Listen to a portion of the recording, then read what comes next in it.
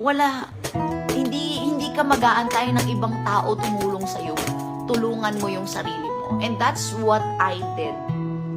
Ginawa ko, yung from that kind of pearl na I hate my life to someone right now that I'm really in love with my life, with everything. It's because nag-shift ako ng pananaw. Sabi ko nung time na yon, ito lang lagi ko iniisip that life happens not to you, but it happens for you. Hindi siya nangyayari sa'yo.